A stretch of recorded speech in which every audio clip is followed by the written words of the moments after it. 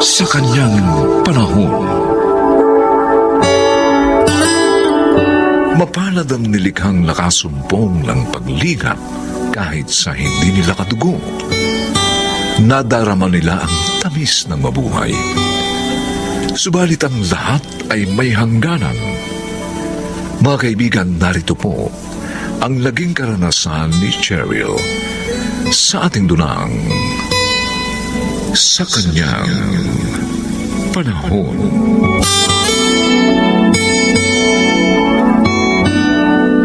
Maraming salamat po sa tulong niyo sa akin ni Tita Marcia, Tito Greg. Bunsong kapatid ni Marcia si Roman. At malaki rin ang naitulong sa amin, kaya gusto rin naming maihatid siya sa kanyang huling hantungan. Greg, halika na. Huwag mo nang kausapin ang babaeng yan. Tita Marcia, ba't kayo nagagalit sa akin? Tinatanong mo pa? Dahil inagaw mo ang para sa akin. Oh, ano ibig niyo sabihin? Oo nga naman, Marcia. Ako ang kapatid ni Roman. Ang tunay na kadugo. Pero ano nangyari? Halos lahat ng kabuhayan niya ipinamana sa babaeng ito na ampun lang naman. Hindi naman akong may gusto noon. Kahit nga po wala ang lahat ng yun, tita. Basta buhay lang sana si Daddy Roman. At saka meron din namang ibinigay sa'yo si Roman. Huwag mo ang kampihan ng malditang yan. At ikaw babae ka, ha? Hindi pa tayo tapos. Kung inakala mong papahig akong maargabyado mo, nagkakamali ka. Gaganti ako.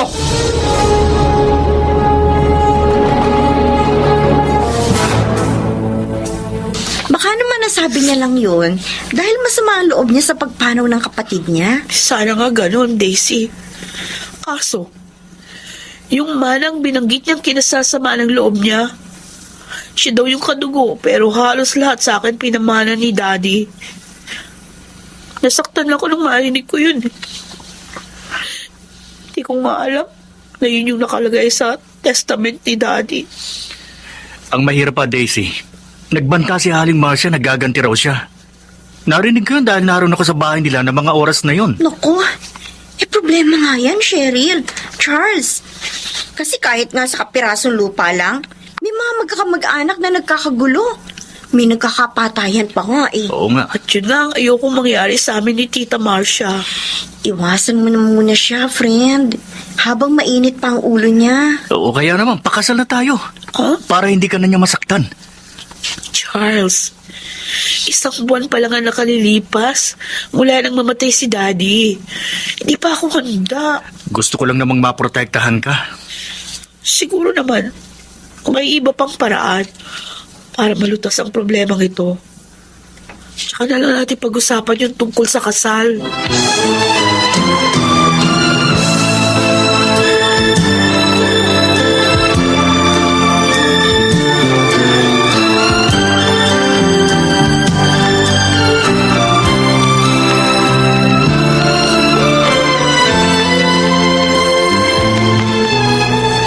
Ito ang larawan niya.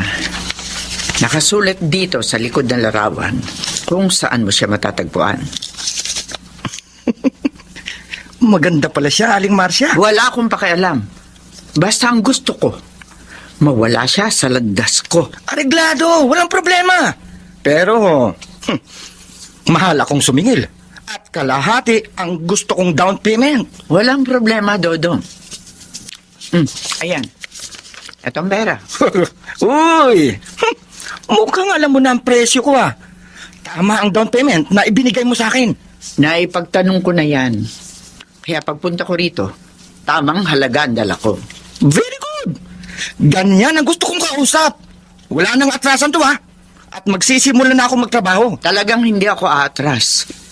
Pero dapat, hindi ako sasabit sa gagawin mo.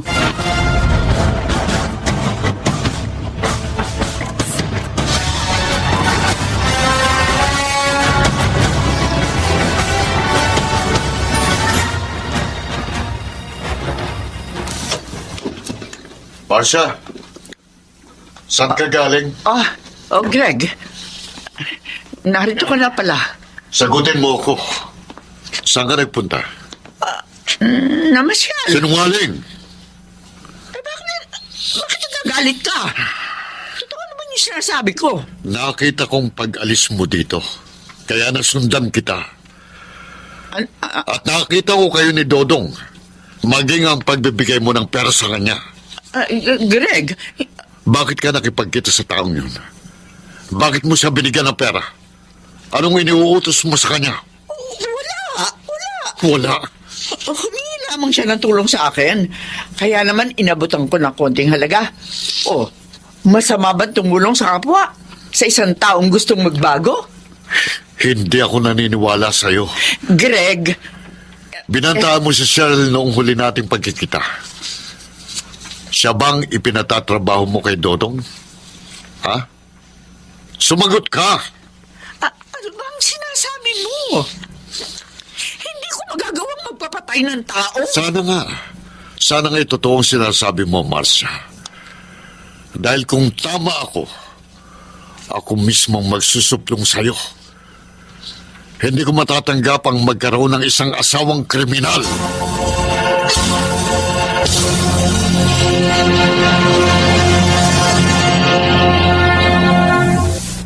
Tito Greg, hindi ako makapaniwala sa sinabi niyo. Dahil lang sa mana, magagawa ni tita yun. Nalungkot ako. At hindi rin makapaniwala sa aking nalaman, Cheryl. Inamin niya. Hindi. Pero malakas ang kutob ko. Ikaw ang gusto niyang ipapatay. Dahil kriminal ang kinausap niya. At binigyan niya ng pera. Oh, Diyos ko, ano ba ito? Parang hindi na natahimik ang buhay ko. Mula nang pumanaw si Daddy. Pasensya ka na. Hindi ko gustong ginagawa ng aking asawa. At sinabi ko ito sa'yo para makapag-ingat ka.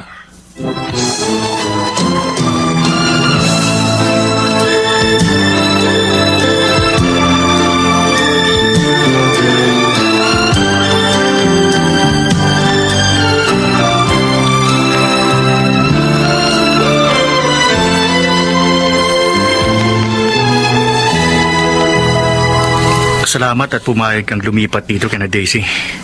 Kahit papano, nabawasan ang pag-aalala ko sa'yo. Oo nga. Mahirap kasi sa bahay niyo, Cheryl. Ang laki na nga, mag-isa ka pa. Sinunod ko yung payo ni Tito Greg na umalis na muna doon. Mabuti na lang, mabait si Mang Greg. Tama. Hindi tulad ng asawa niya. Tito, mapapayatag na ako.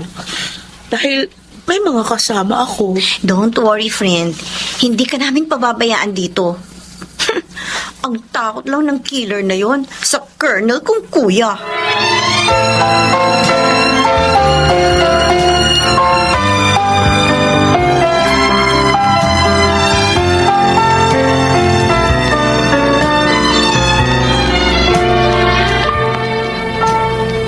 Oo.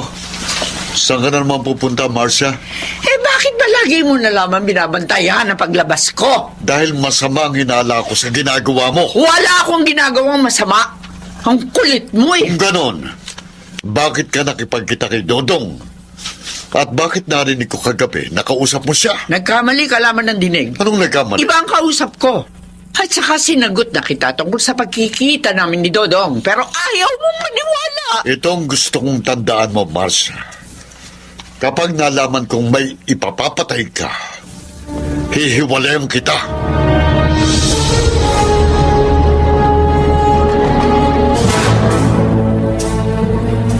Ano? Umaatras na kayo, Aling Marcia? Oo, Dodong eh. Natunugan kasi ni Greg ang plano ko. Sabi niya, hihiwalayin daw niya ako. Wala pala kayong kwentang kausap eh. Akala ko ba matapang kayo? Pasensya ka na. Ayoko naman magkahiwalay kami ng asawa ko. Sige, umatras kayo. Pero ibigay niyo pa rin sa akin ang kulang niyo pang kalahati. Ano? Bakit pa ako magbabayad? Hindi naman natuloy yung usapan natin. Kung tutuusin niya ako, lugi. Aling Marcia, nagsisimula na ako magtrabaho. At kung nalugi man kayo, hindi ko na problema yun. Ikaw ang sumira sa usapan. Kaya bayaran mo ako ng damage. Sira pala ulo mo eh. Talagang nasisira na ang ulo ko. So walang kwentang taong kausap. Patalim. Ngayon, magbabayad ka ba? O hindi?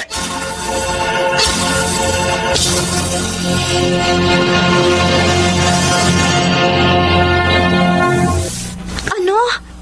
Ibibigay mo kay Aling Marcia ang mana mo? Yan ang balak ko, Daisy. Para hindi na siya magalit sa akin. At hindi na rin gumawa pa ng masama. Ang bait mo naman, friend. Kung ako yon, naku, hindi ako papayag, no? Mana ko yata yun. Aanin kong maraming salapi. Kung magugulo naman ang buhay ko. Tsaka, hindi ko naman kailangan ng kayamanan. May maganda na akong trabaho. At may konti na ring ipon. Sapat na yun. Ibang klase ka talaga, friend. Mas itinuturing kong yaman ang pagmamahal at pagkalingang nadama ko kina Mami Alona at Daddy Roman. Sayang nga lang, wala na sila. Oh, may tumatawag sa cellphone mo. Oo nga, si Tito Greg. Hello, Tito. Hello, Cheryl. Ang tita Marcia mo, narito sa ospital. Bakit po? Sinaksak siya. Oh, Sana magpunta ka kagad dito. okay, Tito, sige po. Pupunta ako ngayon dyan.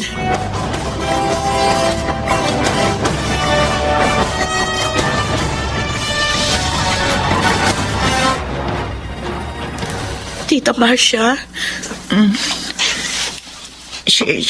Cheryl. Ikaw. Yes, tita, ako nga po. Tinawagan ako ni Tito. Kaya nalaman ko nangyari. Tita, huwag na kayong umiyak. Baka mamaya makasamayan sa inyo. Nakakulong na ho si Todo. Mabuti na lang, sinundan kayo ni Tito Greg. Kaya nakatawag siya ng mga pulis. Kasalanan ko. Kaya nangyari ito. Naging gahaman ako sa salapi. Kaya ako napahamak. Patawarin mo sana ako. Kalimutan na po natin yun, tita. Hindi naman ako galit sa inyo. Magsimula po tayo muli bilang isang buong pamilya.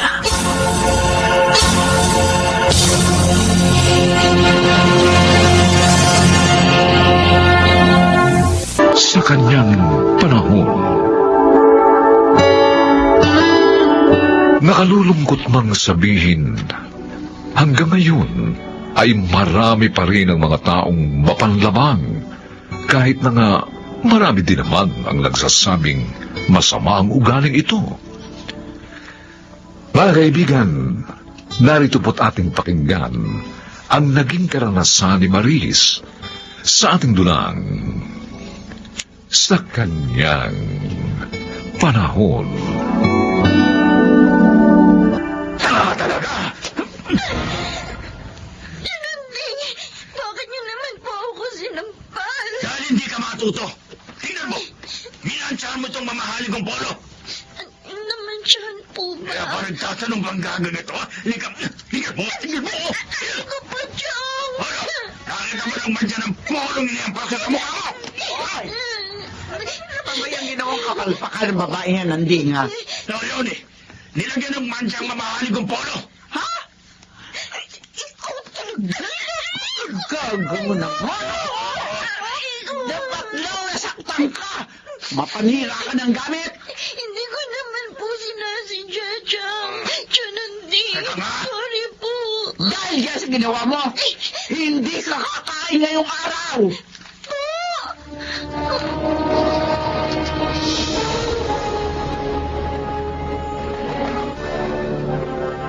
Hoy! Maris! May iuutos ka ba sa akin, Ate Trutis? Natural! Kaya nga kita tinawag. Radyain mo tong bestida ko. Aalis ako. Oo, ate. Ay, hindi. Eka muna. Linisin mo muna yung banyo para makapaligo na ako. At habang naliligo ako, tsaka mo planchahin yung damit. Sige, ate. Ano, sige ate ka dyan. Eh, bakit nakatunga ka pa? Bilis na!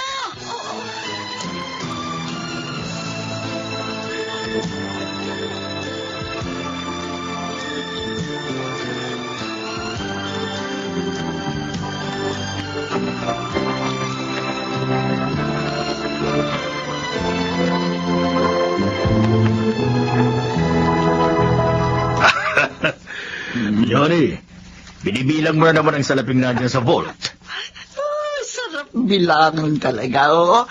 Nararamdaman ko ng paulit-ulit na nakaganti na ako kay Rosa. Dahil na ipagbili natin ng bahay at lupa minanan niya sa tiyan namin sa halagang 4 na milyong piso. Eh, talaga namang nakaganti ka na. Dahil patay na siya. Sumunod na rin siya sa yumao niyang asawa. Tama ka. At nasa poder na natin ang tanga nilang anak na walang malay sa kabuhayan nilang kinuha natin. May alila na tayo. May salapi pa tayo. Pero ma, dapat itaan ko nyo na lang yung malaking halaga niyan. Mamaya manakaw pa yan ni Maris Chito. Ay, sus! Hindi mangyayari yun, ha? Hmm. Dahil hindi nakapapasok ang pinsan mo sa kwarto namin. At kami lang naging mama ang nakakaalam ng kombinasyon ng vault na kinalalagyan ng mga pera natin. Tama. Siyempre, iba na rin yung nag-iingat pa. Ibabang ko din namin to. Pagsawa na akong bilami. Ay, tulungan na nga kita. Ma, sana mag-out of town naman tayo. Anyway, marami naman tayong pera. Bukod sa pera na yan, nasa inyo pa yung pera at mga alas na nakuha niyo sa bahay ni Tita Rosa. Oo nga naman, Leonie. Kaya mag-happy-happy naman tayo.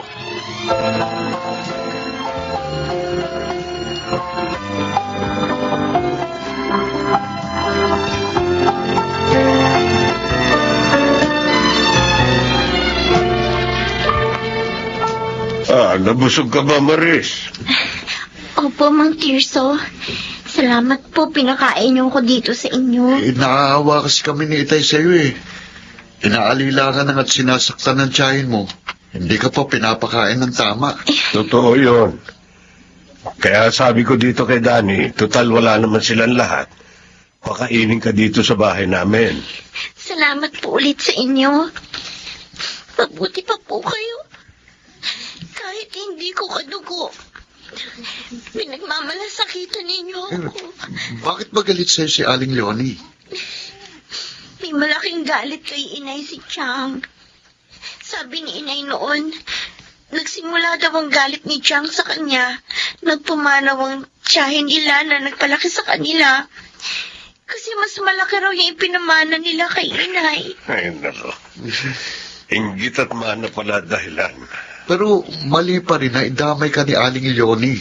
Di po ba, Tay? Oo, anak. O sino na ngayon ang tumatao sa bahay ng mga magulang mo? Ipinagbili po yun ni Chang. Ano? Maging ang pera at alahas ni inay. Kinuha rin po nila. Dapat pala pag-aralin ka nila. Dahil nasa kanila ang iyong mana.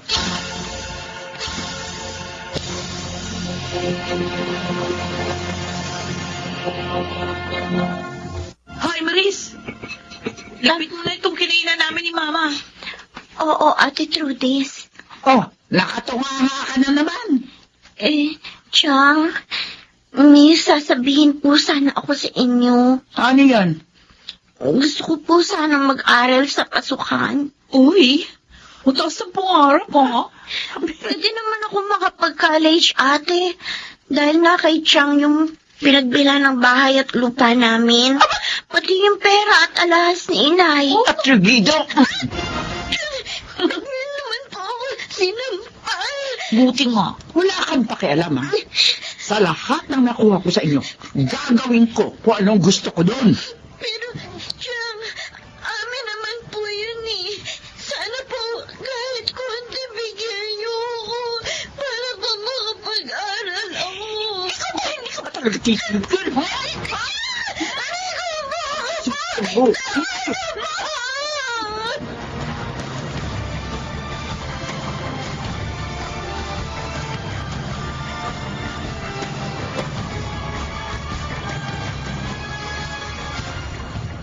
Leonie, naiayos ko ng bakasyon natin sa Palawan. Aba, Ilang araw ang sinabi mo sa hotel na tutuluyan natin? 3 days. Katulad ng gusto mo. Oh, di mainam. Sasabihin ko kay Trudes sa maganda na. Para sa makalawa, makaalis na tayo. Paano yung pamangkin mo? Baka nakawin niya ang pera natin dito. O, di ba, humihingi sa sa'yo ang pangaral niya. Sa gagawin ko. Hindi magagawang nakawin ni Maris ang pera natin. At mawawala na rin siya sa ating landas. Ako ang bahala.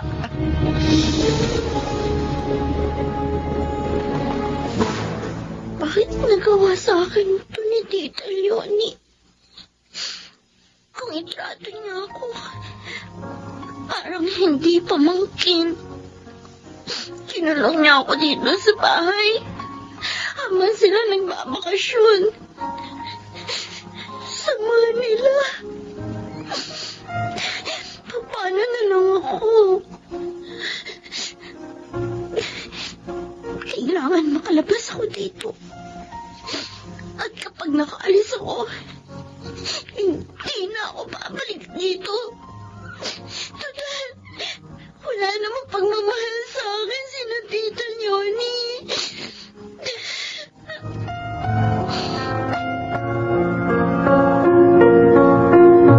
Dani, wala pala sa kanila si Leonid Nanding.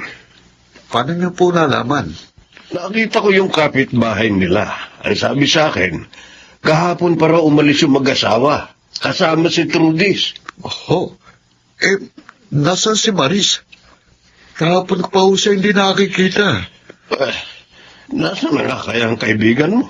Teka, alam ko na ho. Tatawagan ko po sa cellphone niya. Sandali lang po. O yun, sana'y makausap mo nang malaman natin kung nasaan siya. Hello, Danny. Mabuti tinawagan mo ko. Kahapon pa kita gusto tawagan pero wala akong load. Kahit load, hindi ako binigyan ni Cham bago sila umalis. Ba? Nalaman nga ni Itay na wala sila eh. Nasaan ka? Ikinulong nila ako dito sa bahay. Ano? Ikinulong kanila? Oo, hindi pa nga ako kumakain. Talagang napakasama nila. Huwag kang mag-alala. Tutulungan ka namin ni Itay. Hihingi kami ng tulong sa barangay para mailabas ka dyan.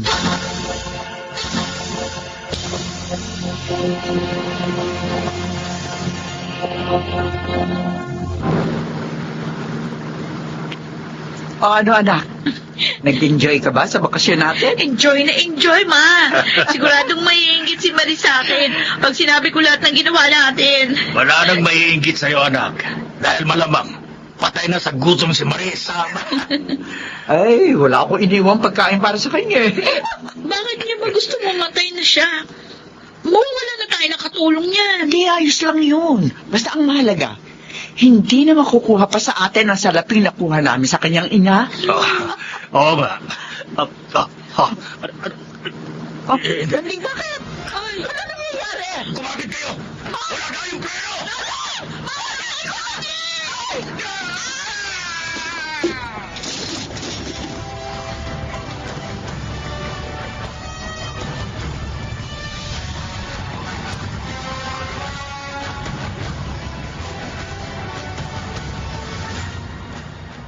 Salamat sa tulong ninyo, Danny, Mang Tirso. Dahil sa inyo, nailabas ako ng mga pulis sa bahay na iyon. Ginawa lang namin ang tama, iha. Ngayon, hindi ka na mapagmamalupitan ni na Aling Leonie. At may kaso pa silang haharapin pagdating nila. Dahil sa ginawa nilang pagmamaltrato sa'yo. Oh, may tumatawag sa cellphone mo, Maris. Sandali lang po, sasagutin ko. Hello?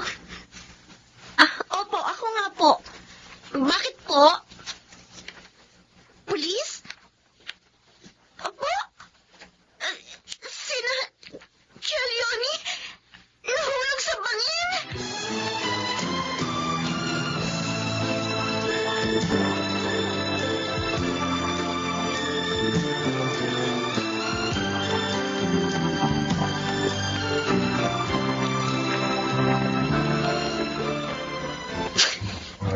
Nakikiramay kami, Maris. Kahit po maraming ginawang masama sa akin si Tita Leonie. Nasasaktan pa rin po ako sa pagpanaw nilang lahat.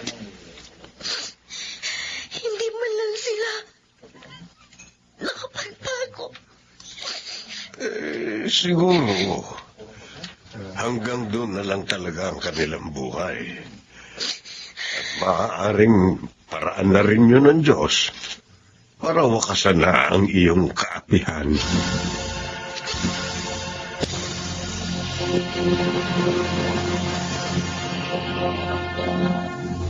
Sa kanyang panahon.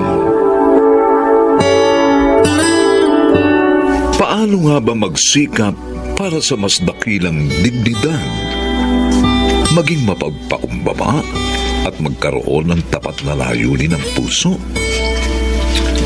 Mga kaibigan, sasagutin ang katanungang yan sa naging karanasan ni Nestor sa ating dunang sa kanyang panahon.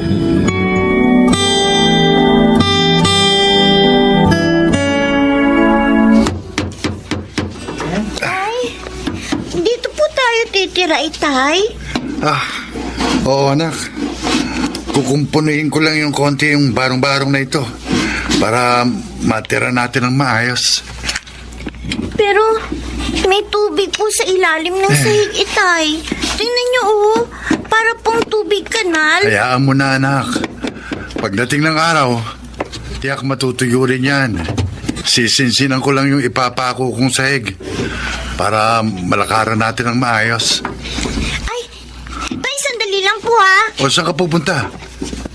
Ikaw nga kasi ang taga-abot ko ng mga pako pag kailangan ko tapos alis ka. Saan ka pupunta? Pupuntahan ko po si Inay sa bago nating kapitbahay. Nakita ko kasi nakikipag-usap siya dun eh. Siya sige. Pero huwag ka lalayo ha. Dahil hindi mo pa kabisadong lugar na ito. Opo, Tay.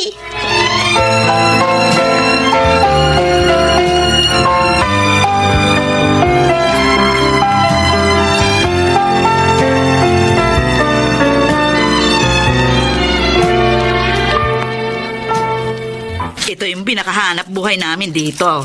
Bumibili kami ng kilo-kilong paminta at bawang doon sa Divisoria. Pagkatapos, nire-repack namin.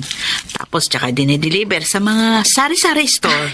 Ganun po ba? Oo. Pero kanina nadaanan ko sa gawiron yung ibang mga nanay na kape at asukal naman ang nire-repack. Oo. Yun naman yung dinideliver nila sa maliliit ding tindahan. Ay, alam mo na, sa ating mahihirap, uso pa rin ang tingi-tinging pagbili. Pwede ho bang ganyan na rin na maging hanap buhay ko pag tira namin dito? Ay, oo naman. Sa dami ba naman ng mga sari-sari store na pwede nating pagdeliveran? Ay, mamayang gabi, mamimili ako ng mga paninda sa Divisoria. Mabuti pa sumama ka sa akin para malaman mo kung saan yung pinakamurang tindahan na bibilhan mo doon sakaling mag-repack ka na nga. Nako, salamat ho, Aling Emilia. Natutuwa akong magkaroon agad ng kaibigan na kagaya nyo. Kalilipat lang namin dito pero naging napakabait nyo agad sa akin.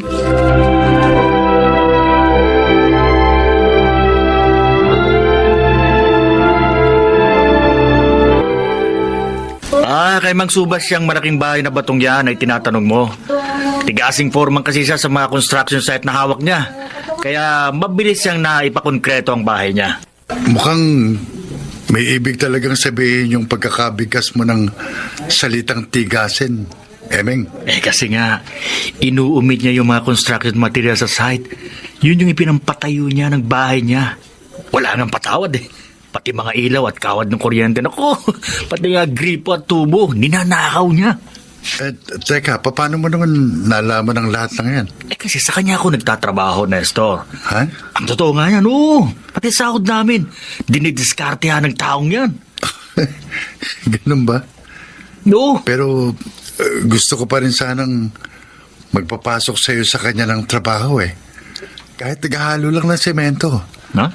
Padrinuhan mo naman ako. Alam mo naman, kailangan ko ng trabaho. Ay, sige. Susubukan kong i-recommenda ka. Pero, Nestor, inuunahan na kita. Masahol pa kay Satanas siyang si Mang Subas. Sagad sa buto ang kawalang hiya niyan. Baka hindi ka tumagal.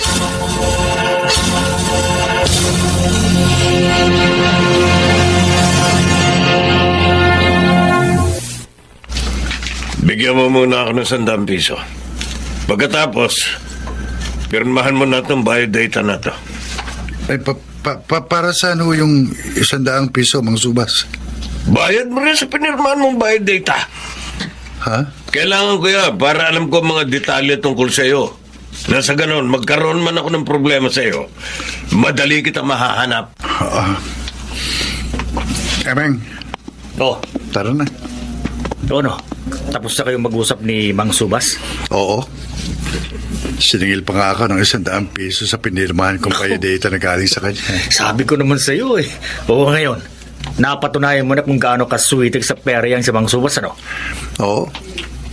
Akalain mo yung biodata na tigli 5 piso lang sa bilihan ng office supplies. Sa kanya, 100. Eh, kahit pa nga sabihin natin 10 piso lang yung Ano? isang papel na yon. Ang laki pa rin ng patong niya. Di bale. Babawiin ko na lang yon kapag pumapasok na ako sa construction. Magsisipag na lang ako sa trabaho. Basta ha, mag-iingat ka sa kanya. Ibang klaseng nilalang yan.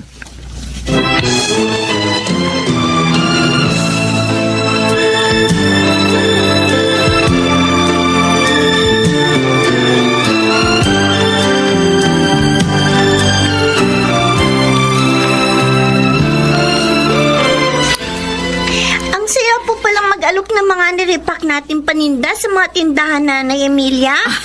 Lalo na po, pinapakyaw po halos sa mga tinda natin. Uy, hindi na nga kamo tayo abot sa iba pa nating mga suki.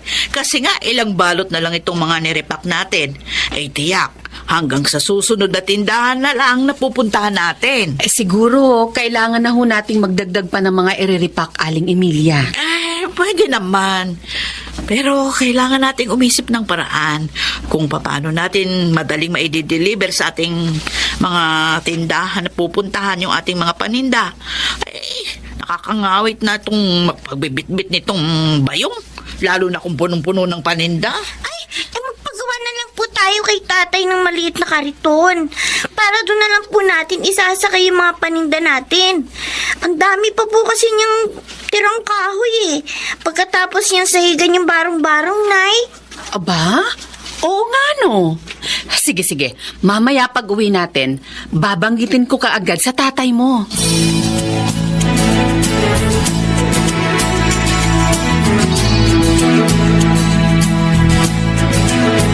Nestor! Mabuti at nasalubong kita. Papasok ka na ba sa construction site? Oo. Ngayon ang unang araw ko, di ba? Akala ko nga, nandun ka na eh. Galing na nga ako doon pero dahil sa malaking isyong pinag-uusapan doon ng mga trabahador tungkol sa'yo, kaya pinuntahan na kita dito sa inyo. Ha? Anong malaking isyong ibig mo sabihin, Emeng? Eh kasi ang sabi raw ni Mang Subas, ninakaw mo daw yung makapal niyang bracelet na ginto. Nagkakahalaga ng 100,000 piso. Ano? Oo. Wala akong kinalaman sa pagkawala ng bracelet na sinasabi ng matandang yun. Yan sabi na wala daw yun nung araw na pumirma ka sa sala nila ng biodata. Nakalapag lang daw yung bracelet sa lamesita pero pag alis mo daw, nawala na yung alahas. Malaking kasinungalingan yun. Hindi wala nang laman ng bulsa ko nung araw na yun, kundi yung 100 piso na kinurap pa niya. Oy, anong balak mo ngayon, Nestor? Malinis ang konsensya ko, Emeng. At kung konsensya sa konsensya ang labanan, hindi ko uurungan si Mang Subas.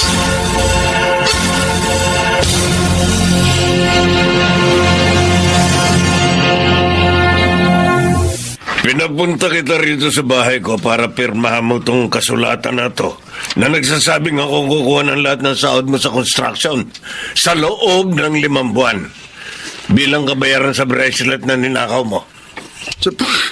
Wala akong ninanakaw na anuman sa inyo. Kaya hindi ko pipirmahan ang papel na yan, Mang Subas. Pipirmahan mo to, lalabas kang duguan dito sa bahay ko. Baka nakakalimutan mo. May kasama akong berdugo rito. Siguro nga. Mas gugustuhin ko pang mamatay ng may dangal dito sa kinatatayuan ko. Kaysa sa umayon sa kasinungalingang nakasulat sa papel na yan, nasisira lang sa pagkatao ko. Boy, talaga palang mahirap kausap ang isang kagaya mo may inautak. Busing!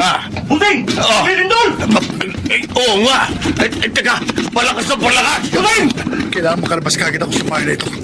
Hindi ko gusto ang unti-unting paggabiyak ng mga kapatid dito. Delikado na rito. Kailangan ko lang makalabas. Ngayon na! Asa ka ba, Verdugo? Huwag mo ako iwan dito! Tulungan mo ako makalabas dito! Verdugo!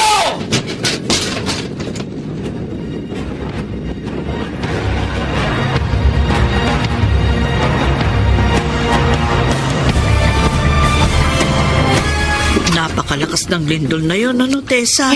Oo nga ho. Ang mainam lang sa mga bahay natin gawa sa kahoy, kaya hindi ganun katelikado kahit magiba. Ay, kuminsan tuloy. Naiisip ko, may benepisyo pa rin yung pagiging isang mahirap. Pero nakita ho ba ninyo yung bahay na bato ni Mang Subas? Para pong pinulbos ng gumuho. Halos wala nang pader na naiwang nakatayo dahil sa lakas ng lindol na yun. Ang masaklap, hanggang ngayon hinahanap pa ng mga rescuer yung katawan niya sa guho. Pati na rin yung lalaking Verdugo na kasama niyang nangaabuso sa mga trabador sa konstruksyon. Sana nga ho, buhay pa sila. 1 linggo na rin na nakalilipas mula nang simulan ng paghuhukay sa gumuhong bahay ni Mang Subas.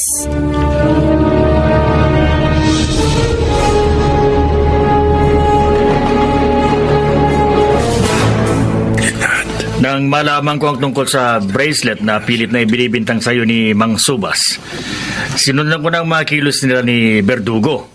Swerte namang isang gabi, nakuhanan ko sila ng video samantalang nagiinuman sa construction site. Ito, pakinggan mo. Panoorin mo. Naipatalo ko sa online casino yung pinagsanlaan ko ng bracelet ko. Kaya kailangan kong mabawi yung perang nawala. At ang mangmang na si Nestor ang babawian ko. Bago pa lang siya rito sa construction. Kaya tiyak na hindi siya makakapalag. At pag bumalag, lumpuhin mo, Verdugo. Arreglado. Masyado kasi siya naging kampante sa mga ginagawa niyang pang-aabuso sa kapwa. Ang hindi niya alam, may ganti ang tadhana. Tama.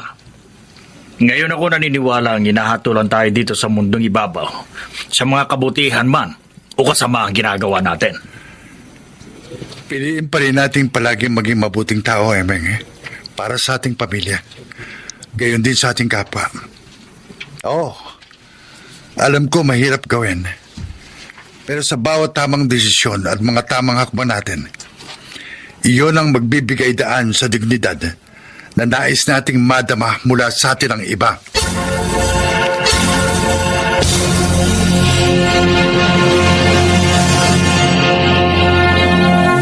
Sa kanyang panahon,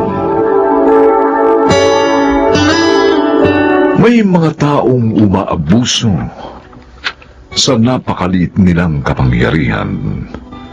Ginagamit pa ito sa paglabag sa batas na dapat naman nilang pangalagaan. Mga kaibigan, narito po ang naging karanasan ni Dexter sa ating durang sa kanyang panahon.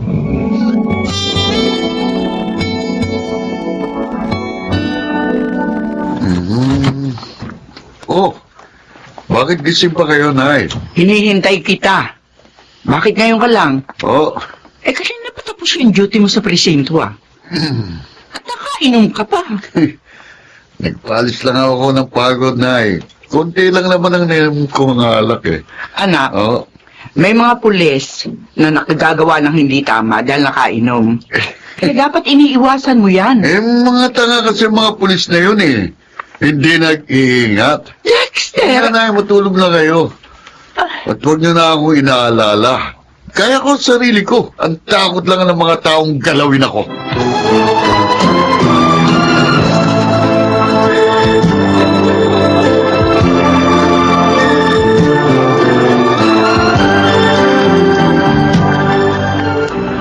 Tapos na ako maglinis ng bahay, Pedring. Ano ba yung sasabihin mo? Yung kwarto ng anak mo, nakita ko. Dalawa na nga ashtray doon. Puno pareho ng ubos na sigarilyo. Talagang batang yun, ang bihira. Pinagsabihan ko na sa masasamang bunga ng paninigarilyo. Wala eh. Ang lakas pa rin magsigarilyo. Pati pag-inom ng alak, malakas din. May sayang ang kita niyang nauubos sa mga bisyo niya. Oo nga eh. Dapat nga pag-ipunan na niya ang kasal nila ni Lily. Kaso tigas ng ulo. Sana naman. Tigilan na niya ang mga bisyo niyang yon bago pa siya ipahamak ng mga yon.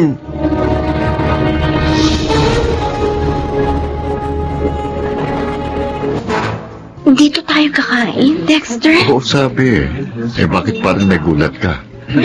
Kasi naman, ang mahal dito. Baka maubos ang pera mo dito. Hindi. Second anniversary natin ngayon. Kaya pinagandaan ko ang okasyong ito. Ay, ito nga pala. Gift ko sa'yo. Anong laman ng maliit na Pwede kamay ito? buksan mo para malaman mo. Ayun. Ang gandang kwintas. Nagustuhan mo ba? Oo naman, Dexter. Pero, ang mahal nito. Baka nangutang ka pa para lang dito. Hindi May pera kong ipinambili niyan. Saan galing? Doon sa nagpatulong sa akin. Binigyan niya ako ng konsuelo.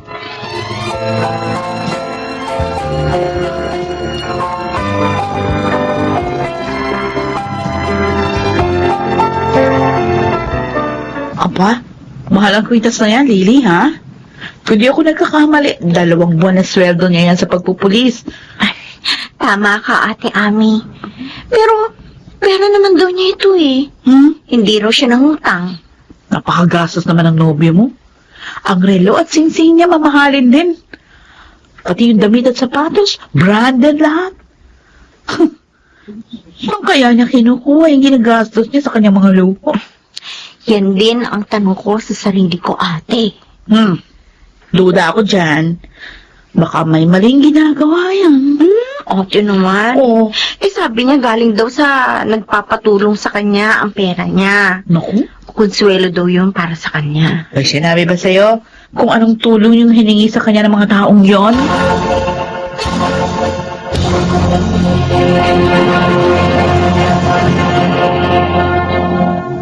Ano na naman bang sasabihin niyo, Nay? Pwede ba huwag kang ganyan, Dexter? Parang bagot na bagot ka pag pinapayo mo. Kasi naman ginagawa niyo kung parang bata. Inay, pulis ang anak niyo. Nakalimutan niyo ba yun? Pulis ako eh. Anak, alam namin yon.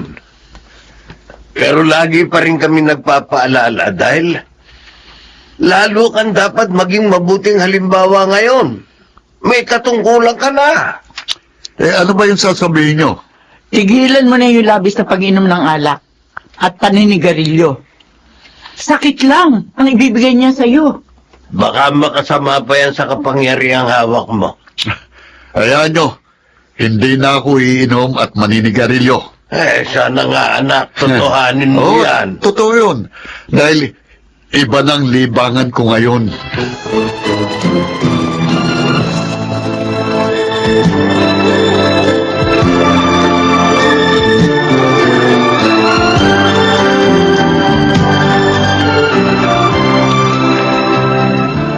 Hindi ko gusto ang nangyari. Nakatakas ang mga raid natin. Commander, malamang may nag-tip sa kanila. Masusugod tayo. Siyak yun. Kaya lang sino ang naghuda sa atin? Malalaman din natin yon, Commander. Dahil naniniwala ako na hindi sa habang panahon mamamayani ang masamang gawain. Di ba, Dexter? Oo. Tama ka, Elmer. Tama ka. Saka nagkakamali. Hanggang narito ako, mamamayaning diskarte ko. O kayong dalawa. Sir. Umuwi na kayo. Pag-usapan na lang bukas ang susunod nating hakbang. Nasa labas ang mga kasama ko. At wala pa rin si Elmer. Tama-tama. May pagkakataon pa akong bumatak. Kahit dito sa CR, magagawa kong gusto ko. Okay talaga sa pakiramdam itong shabu. Mas masarap ang tama kaysa sa alak. Ang mga tanga kong kasama, hindi nila alam kung sino ang nagpoprotekta sa mga pusa. Wala silang kamalay-malay na ako yun. Sige, babatak na ako. At hindi nila alam na may iba rin kami kasama. Nakasabot din ng mga yun. Dexter? Ano ginagawa mo? Elmer! Nagdodroga ka rito sa CR natin? Elmer, bro, huwag kang maingay. Pag-usapan na lang natin ito. Ha? Ano ibig mo sabihin? Sinusuhulan mo ko?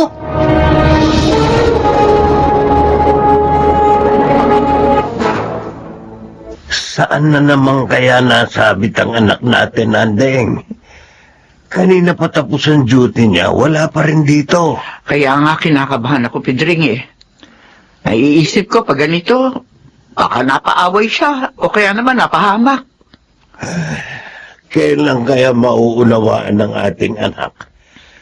Naku, ang aso nga, inaalala ng amo eh. Di lalo na yung anak. Inaalala yan ng magulang. Sandali, may tumatawag sa cellphone ko. Baka anak natin to. Hello, Dexter! Asan ka na ba? Gabing-gabi na! Aligandeng, si SP Otto Elmer po ito. Ay, ikaw pala, Elmer. Oh, kasama niyo ba si Dexter? Bakit nasa yung cellphone niya? Kaya nga po tumawag ako sa inyo. Dahil sa kanya, hindi po siya makakauwi. Bakit? Nakakulong ho siya ngayon. Bakit? Anong ginawa ng anak ko? Bakit siya nakakulong?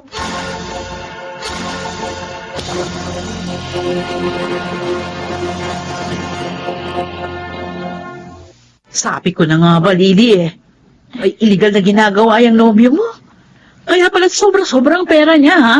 Nakakahiya ang ginawa niya, ate. Pulis pa naman siya.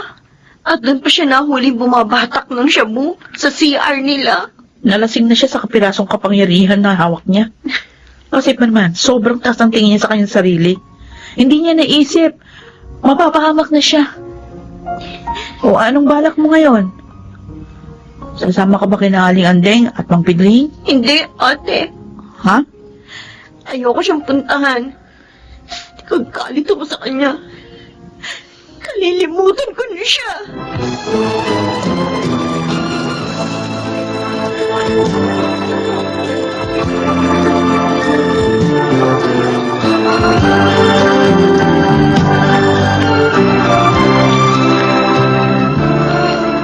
Inay, Bakit mo naman ginawa yun, anak?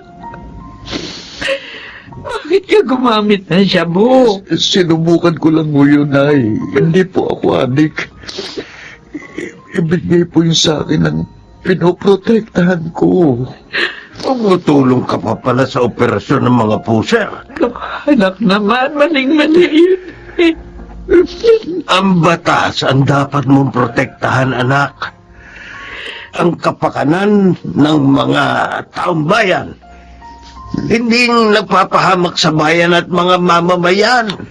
Nagsisisi na po ako, Tay. Tay, pakiusap. Tulungan niyo akong makalaya dito. Ayoko pong makulong. Inalis ka na sa serbisyo, anak. Kaya pagdurusahan mo yung nagawa mong kasalanan. Magpakabait ka dito, anak.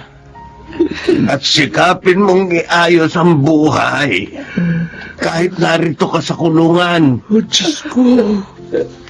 Patawarin mo po ako sa pagmamalabis ko. Patawad po.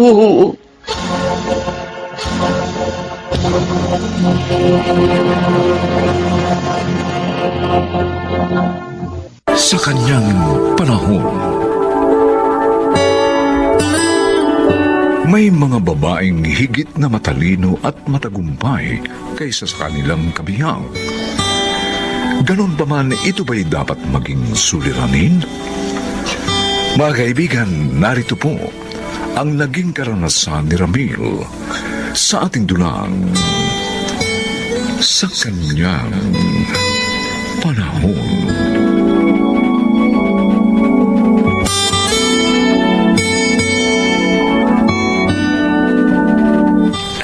Han, itong sweldo ko. Nandyan lahat, pati overtime. Ay, nako. Kahit naman may overtime ka pa, napakaliit pa rin itong kita mo. Kulang na kulang ito para mabuhay tayo ng maayos. Pasensya ka na. Hindi ako napopromote eh. Pero nagsisikap naman ako. Eh kaso nga, wala pa rin. Mabuti nga, binigyan tayo ng bahay ng parents ko. Kaya hindi tayo umuupa. At yung mga appliances naman galing sa relatives ko. Ruth. Ano kaya? Kung mag-abroad ka na lang, Ano? para naman mapantayan mo man lang ang kita ko.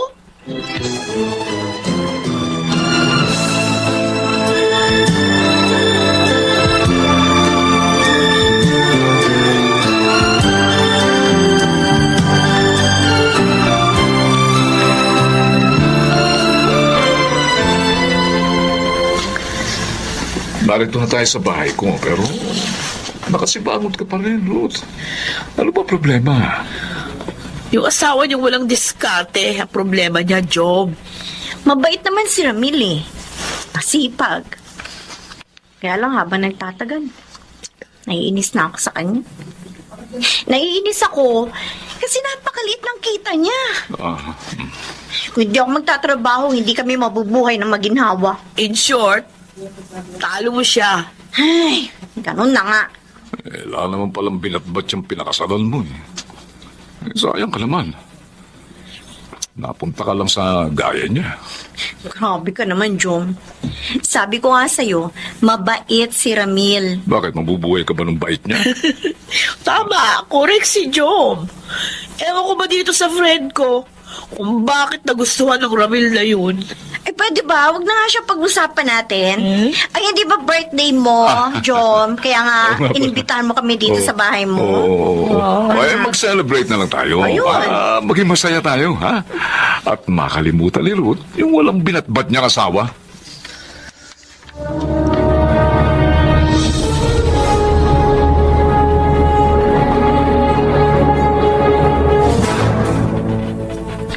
Gabing-gabi na anak ka. Bakit hindi ka pa matulog? Hinihintay ko po si Ruth, Nay. Eh bakit ba ginabi ng ganitong asawa mo? Imposible namang nasa opisina pa rin siya sa ganitong oras. Hindi ko nga po alam eh. Hindi ko rin makontak ang cellphone niya. Ang sabi lang niya sa akin, hindi siya dito maghahaponan dahil may pupuntahan silang birthday ni Shane. Wala siyang sinabing abutin siya ng ganitong oras. Anak, dapat sinasabihan mo rin yung asawa mo. Hindi dahil mas malaki ang kita niya sa'yo. Maaari ka na niyang gawin tao-tauhan. Nay. Pasensya ka na sana. Sasaktan kasi ako kapag kinukumpara ka niya sa kanyang sarili. Alam mo, nagbago na yung asawa mo eh. Hindi na siya yung Ruth na nakilala ko nung nobya mo pa lamang siya.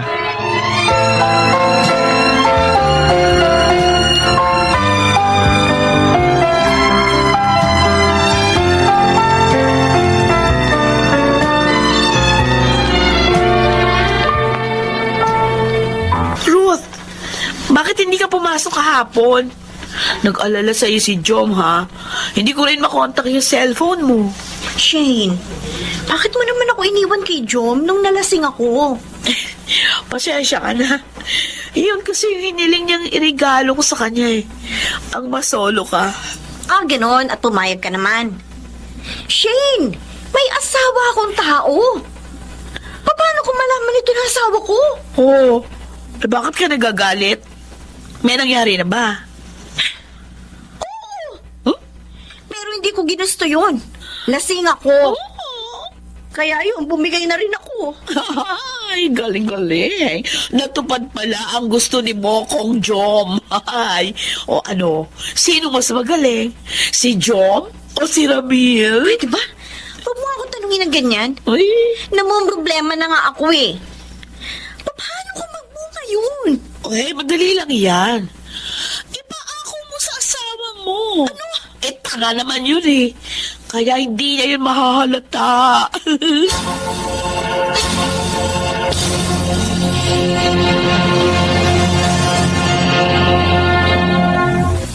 Talaga? Ipinagluto ka ng baon ni Ruth? Oo, Lope. Bahay mala.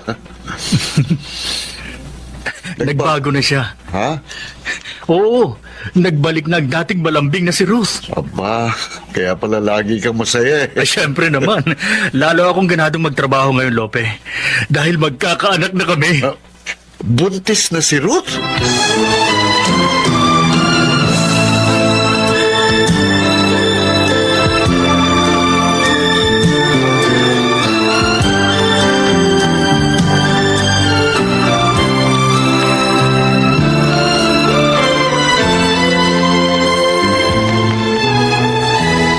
Si Joma. Malapit sa akin. Kailangan makaalis ako dito. Ayoko makausap ang lalaki nito. Sandali lang. Pwede ba uuwi na ako, Jom? Hinihintay ako ng asawa ko. Kailan naman nagkaroon ng halaga sa yung kumag na yun? Mahal ko siya. Kaya nga nagpakasal ako sa kanya. Hindi mo siya mahal. Kaya ibinigay mo sa akin ang sarili mo eh. Tumigil ka nga dyan. Ayoko nang maalala pa yon. Ano ibig mo sabihin? Ganun na lang yun? At ano akala mo? Makikipagrelasyon ako sa'yo? Nagkakamali ka, Jom. Ruth, Minsan lang ako nagkamali at hindi ko na uulitin yun. Tsaka na nga. ay... Hindi ako papayag na ganito na lang tayo, Ruth. Kukuling kita. Kayo lang magiging anak natin. Alam ko, ako ang ama ng dinadala mo. Kaya kukuling ko kayo.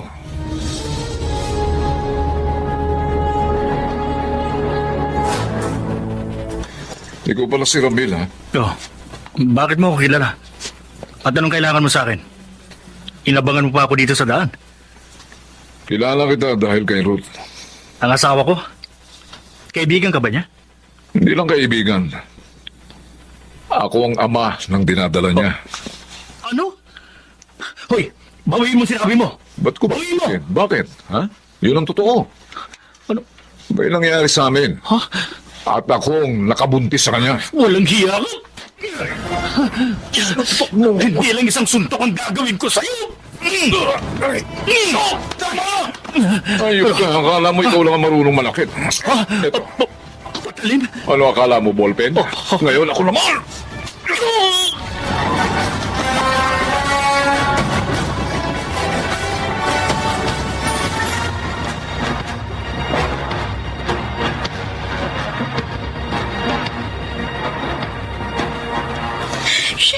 Ano nangyari, Ruth? Bakit nadala dito sa ospital ang asawa mo? Sinaksak siya. Oh my God! Mahilig din pala siya sa away. Si Jom ang sumaksak sa kanya. Kitang-kita ko yun. Nasaan na ngayon si Job? Hinuli na siya ng mga pulis. At ang problema ko ngayon, ang mga sinabi niya sa asawa ko, baka hindi na ako matanggap pa ni Ramil dahil doon.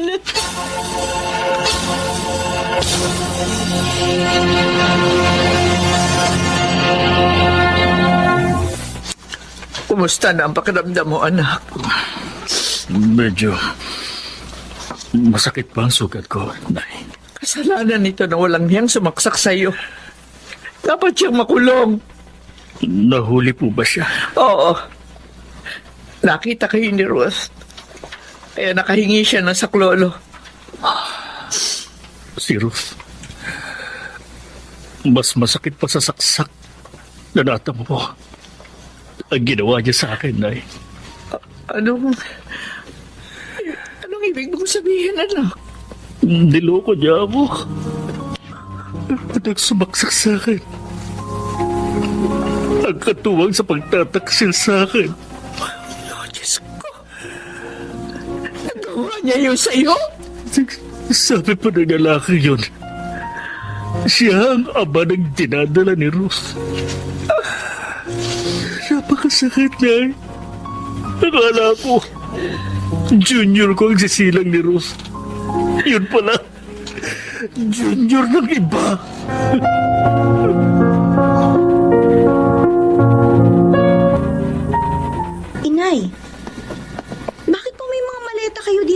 Ramil sa sala. Ang sabi ng anak ko, uuwi na kami sa probinsya. Doon na muna kami. Pero bakit po? Ayan na si Ramil. Kayo na mag-usap.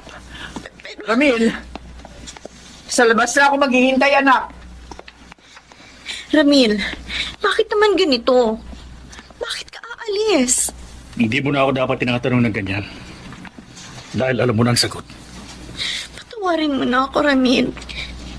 Hindi ko naman sinadya yun. Lasing lang ako. Pinagtaksilan mo pa rin ako. Bakit ba pag mga lalaki nagtataksil, napapatawad ng mga babae? Bakit ako hindi mo ako mapatawad? Hindi ko matanggap ang ginawa mo. Naging tapat ako sa'yo. Hindi ako nagloko katulad ng ibang lalaki. Minahal kita. Tiniis ko ang masasakit mong salita at pang-iinsulto sa akin. Ramil, nagsisisi na ako pakiusap. Patawarin mo na ako. Aalis na ako, Rose. Ramil, At hayaan mong paggalingin ng panahon ang sugat na nilikha mo sa puso ko.